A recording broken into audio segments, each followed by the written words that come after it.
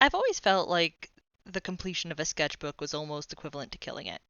I mean, what else is death but the end or completion of an experience? Either the ability for one to experience things for themselves, or the end of the ability to interact and experience with a specific event, person, place, or thing. I'd put off finishing my sketchbooks in high school. Not wanting to fill the final pages, I feared an unsatisfying end, which would lead to me not really drawing much other than on scrap pieces of paper or on my phone digitally, which was fine. I made a lot of cool things on my phone, but it did rob me of the sketchbook experience. A non judgmental place to put your work that's truly all your own. No expectations or worry about having a finished product. A place to uncensor yourself, since it's really only for your own eyes. Really like a visual diary, for current interests, thoughts, and feelings. I mean, everything I draw digitally has a genuine possibility of being posted online, but that in itself felt like a death as well, letting the sketchbook fade into obscurity. Even with the pages empty, the fact that it wasn't in use was equivalent to it being full anyway, since I wasn't drawing in it anymore. When I did get back to the sketchbooks, a lot of my final drawings felt empty, just scribbling to rip the band-aid off so I can move on to a fresh start. There were definitely times where it was a drag to finish a sketchbook, since I craved the novelty of something new. And sometimes I didn't particularly treasure any of the work in my sketchbook, so it really only felt like a block of scrap I dragged around the draw-in periodically, being more cumbersome and inconvenient than anything worth dragging around. The idea that completion equaled death only got reinforced in college. My first semester at university, I had a class in which, after every project we had to write a postmortem for our work, basically writing a small essay on what we made, what our intention behind the project was, what we did well, and what we wish we did differently on each project. Really made museums kind of morbid. A bunch of people gawking at beautiful corpses pinned to walls. I haven't kept a sketchbook in a long time. I've had a few here and there in college that I've bound by hand, but this is the first sketchbook that I've used that I didn't get for class or bind myself with the flimsiest paper imaginable since starting college. And this is also probably the first sketchbook where I regularly used color and properly experimented with my work. So not only is this the prettiest sketchbook I've ever filled, but the most sentimental to me. Most sketchbooks I feel nothing for upon their completion, aside from a vague sense of accomplishment, but this one has stuck with me through so much.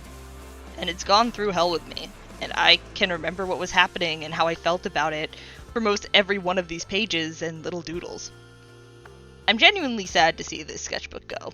I almost want to put off its completion. I dragged my feet in a futile attempt to keep it with me longer, but the only consistent in life is nothing is. So, better to finish this and end it off with an honorable send-off, rather than letting it gather dust, still incomplete, under a bunch of random art supplies I don't use.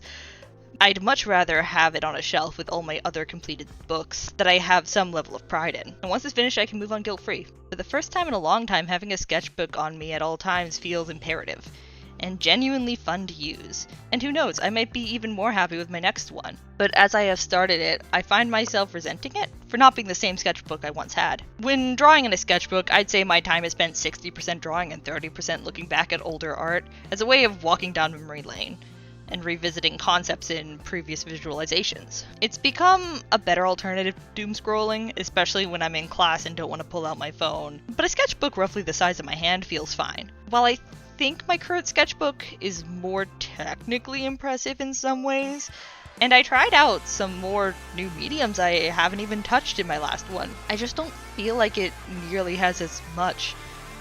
Maybe it's the lack of wistfulness or the overabundance of vent art that feels less cathartic and more mindless, like screaming into a void without any deeper thought or reasoning behind it. Or maybe it's the lack of revisiting OCs and narratives to the same extent that I did my last one. Regardless, I keep finding myself resenting this tiny block of paper for not being what the last one was. But there is no true way to duplicate an experience. You'll never go to a park and have the exact same weather and run into the exact same people the exact same way you did once a year ago. You'll never log into a game again and have the same experience as the first time you played it. You'll never make a friend that perfectly fills the hole left by the ones you lost. I tend to remedy this with clean breaks. I try not to cling on too long after an experience's expiration.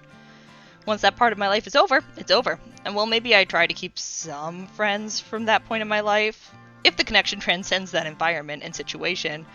but in no way do I want to cheapen or sour the experience by trying to replicate it, avoiding most ties that I can from it, be it places, things, or people. I've sworn off singing and dancing because I no longer do musical theater, and everything external that came with it. I avoid reunions because I find them more bitter than sweet. And I am repulsed by the concept of funerals, only showing a shallow image of who someone once was. It's important to move on, but it's also important to mourn, which isn't a skill I've ever truly developed. I'm fantastic at avoidance, and even more so on ruminating on lost experiences, but mourning is a whole nother ball game. And I'm not fantastic at sports.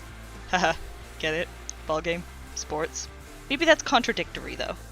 My avoidance, that is, with how I like looking back on old memories through sketchbooks, but I can't stand looking at old photos. How I resent my current sketchbook for not being the older one, truly clinging on to the point of my life the last sketchbook represented for me.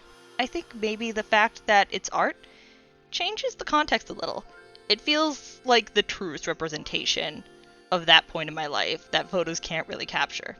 Don't get me wrong, photography is an art, and one I find very impressive since I struggle with it myself, but typically day-to-day photos don't show internal thoughts due to masking and just the fact most of them are posed at the first sight of a camera. The times I do look through memories from a while back, I scroll through my Instagram, which I've been posting on since 2017. It's practically my whole digital art journey. And while I censored myself somewhat knowing that I would be posting this publicly, I also remember things so vividly and genuinely when looking back at my old art. I remember old friends I made comics for. I see reflections of the good and bad of my high school experience, even if an external eye might not be able to discern that through my work. I surely do. Maybe it's because of the deep association with who I was when I made something. I wouldn't mind if me as a person was forgotten about completely after my passing, or maybe in general before that. I honestly think it might be ideal, but my art is another story. It's the only true representation of my experience, in my opinion. Regardless, it's time to move on and find a nice spot for my old sketchbook, on a shelf somewhere. Hopefully, with time and more experiences, I'll grow to like this new one. Or maybe I'll just end up being relieved when I don't have to keep dragging it around anymore. But either way, I won't quite know yet. Only time will tell.